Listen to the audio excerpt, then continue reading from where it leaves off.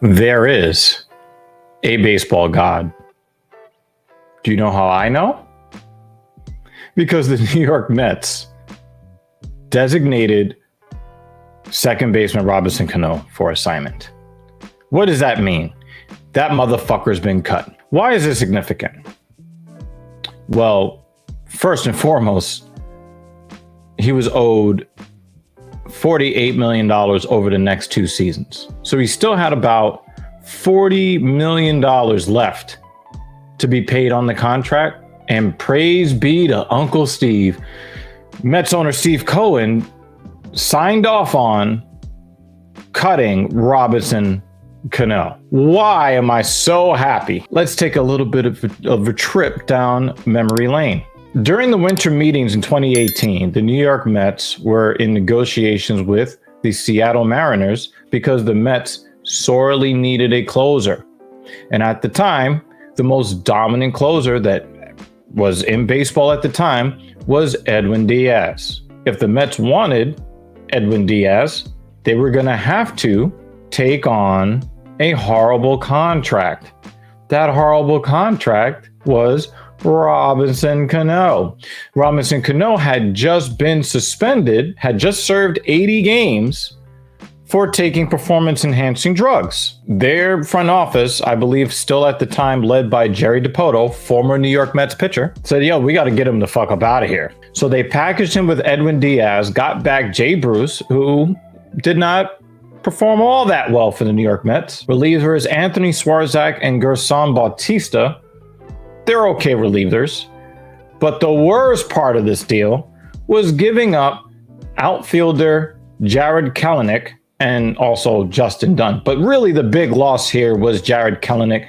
At the time, he was projected to be an all-star level, gold glove level center fielder. He still projects to be one of the best players in baseball for the next 5 to 7 years. One of the very best players in baseball. The Mets gave them up for a relief pitcher in Edwin Diaz, who has been very spotty, especially in big time moments.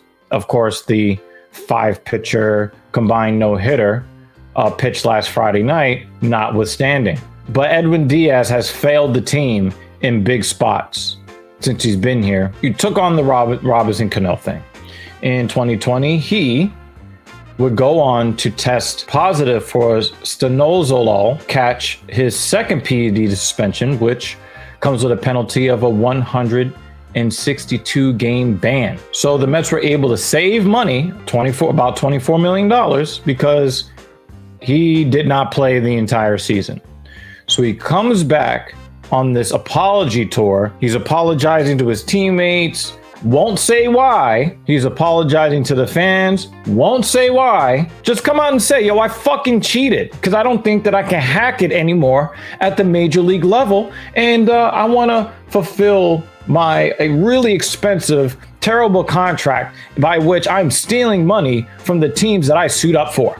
Instead of saying that, yeah, I'm really sorry. What you sorry for, Robinson? Yeah, let's not talk about that. So what does he do this year to show he's so sorry to the New York Mets fans and to his teammates? Well, he goes out there and plays a very lazy second base. They put this motherfucker in the starting lineup. Any ball to his left or to his right, hey man, if I gotta get out of my defensive stance, that's a base hit. Sorry, I got nothing for you. But I'm gonna make sure that I stylize rudimentary, everyday, also ran throws from second to first. I'm gonna try to make that look as slick as possible. But when it comes to actually playing the position with the abandon of, let's say, Jeff McNeil, I ain't got that for you. You're gonna have to pay me more than $24 million a year in order to get that level. Maybe he's in the lineup because of his potent bat. 41 at-bats. He's on the interstate, batting 195, 1 home run and 3 RBIs. And what makes it even worse for fans such as myself, loyal to the New York Mets, it really sucks that I felt the need to root against my team to ensure that he does not do well.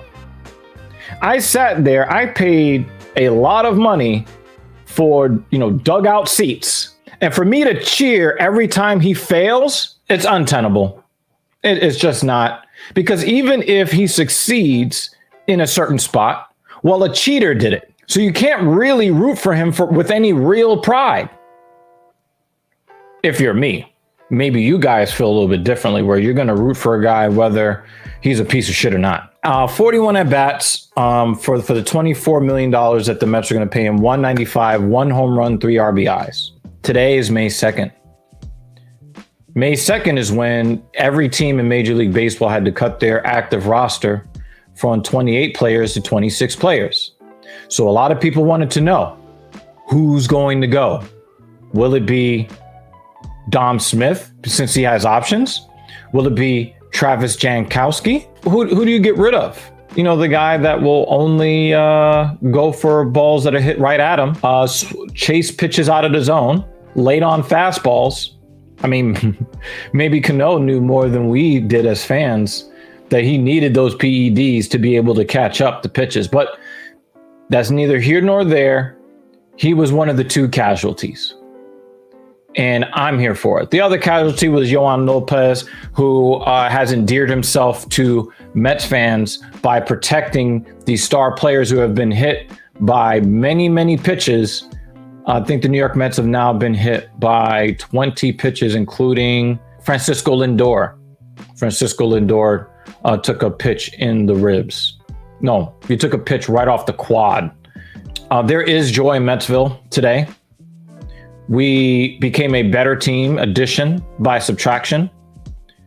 We got Robinson Cano, $48 million or $40 million or however much money owed to him on this contract. We got him the fuck up out of here. Addition by subtraction, the whole 9.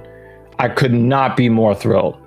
But you guys in the comment section, Mets fans, Mets haters, whatever, what is your opinion of Robinson Cano? Do you believe that his borderline Hall of Fame numbers should get him into Hall of Fame? Or do you think that 2 PED suspensions and lazy play at second base should take him out of consideration?